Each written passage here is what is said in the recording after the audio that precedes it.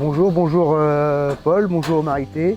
Merci de nous accueillir sur votre exploitation pour ce petit témoignage. Donc on va commencer par vous présenter votre exploitation, l'historique.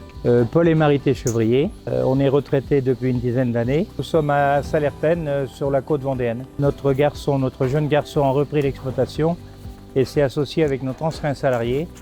Et ils forment un binôme, Antoine et Mathieu. Alors l'exploitation a aujourd'hui 700 000 litres de lait et 3 poulaillers label. Et on a une spécialité de chapon label de Challans. Après, on a monté à deux d'occasion en 2008 parce qu'on avait un petit volume de lait et conjointement, Marité avait des problèmes d'épaule. Elle ne pouvait plus traire. Et comme elle adorait les vaches, on a monté un robot d'occasion à deux. C'est là qu'on a connu le Lely Center de Cholet.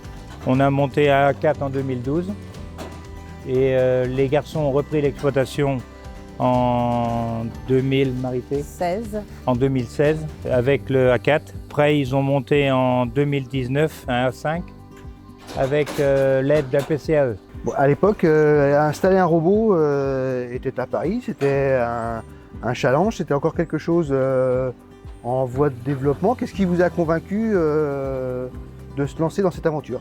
Alors, ce qui nous a convaincus surtout, c'était un problème de santé pour moi, puisque donc j'avais vraiment un problème d'épaule.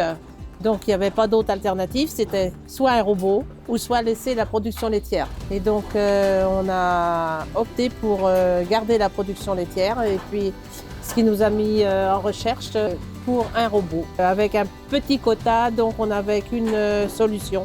C'était d'acheter un robot d'occasion, ce qui fut fait. Donc on a acheté un robot d'occasion en 2008. Alors, quand vous avez fait le choix du robot de traite, quelles ont été les réactions un peu autour de votre entourage? Qu'est-ce que les gens ont pensé de ce choix L'entourage, comment est-ce que ça a été accueilli?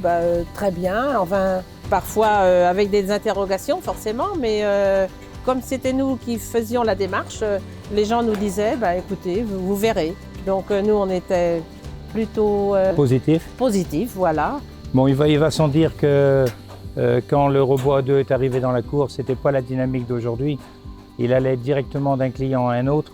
Il a fallu refaire les mises à jour sur l'exploitation, changer les morceaux qui avaient besoin sur l'exploitation. Comment vous avez été accompagné? Comment vous avez vécu la mise en route? Comment s'est passée l'installation et cette mise en service de robot?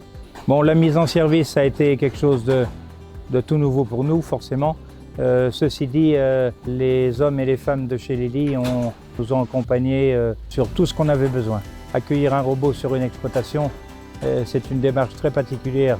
Il faut être préparé psychologiquement, il faut être préparé économiquement aussi, et puis savoir relativiser les choses, ce qu'on a appris aussi, relativiser. Aujourd'hui, le Lely Center de Cholet fête ses 20 ans, donc avec toute l'évolution que l'entreprise a connue. Et vous, en 20 ans de métier, qu'est-ce qui a changé dans votre métier? Qu'est-ce qui a évolué sur vos façons de faire aujourd'hui? En 20 ans de métier, donc il faut savoir que maintenant nous sommes à la retraite. Cela fait déjà 10 ans. Donc ça fait 10 ans qu'on a travaillé avec Lely. On a travaillé 10 ans avec Lely et 10 ans que nous sommes à la retraite. Ce que nous voyons surtout avec les enfants qui travaillent ici, je pense que c'est un temps libre beaucoup plus important, des horaires qui sont plus appropriés à leur vie de famille. Et ça, moi j'en ai un petit peu souffert dans ce sens que avec la famille que nous avions, on n'a pas toujours été présent là où il aurait fallu.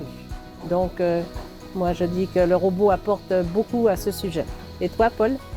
Moi je vais rebondir sur le côté technique. L'évolution depuis 20 ans, c'est un pas de géant.